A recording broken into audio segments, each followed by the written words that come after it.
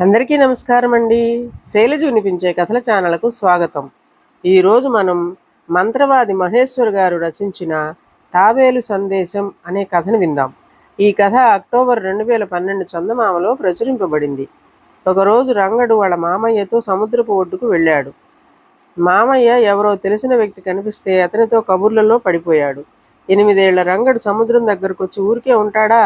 కాసేపు నీళ్లలో తడిశాడు. ఇంతలో ఒడ్డున ఓ తాబేలు కనిపించింది. దాంతో అక్కడే కూలబడి చూస్తూ మురిసిపోతున్నాడు. తాబేలు తల లోపలకు పెట్టేసుకుంది. పెంకులాంటి ఆ కవచం మాత్రమే బయటకు కనిపిస్తోంది.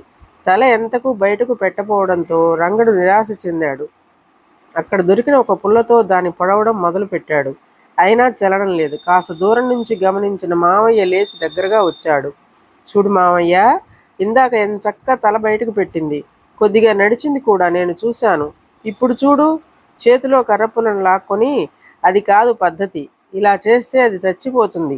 మరి మామయ్య దానిని ప్రేమగా తీసుకుని ఇంటికి తెచ్చాడు. వెనకాలే గెంతులేస్తూ రంగడు వంట పొయ్యి దగ్గరికి తీసుకొచ్చాడు. కాస్త యువతలుగా ఉంచాడు దానిని. కాసేపటికి ఆ వెచ్చదనానికి తాబేలు తల బయటికి పెట్టింది. కాళ్ళను బయటికి తీసింది. నెమ్మదిగా పాకడం మొదలుపెట్టింది. భలే భలే ఆనందం కలిగింది రంగడికి. తాబేళ్లు అంతే, మనుషుల్లాగే మొండి, బలవంత పెట్టకూడదు.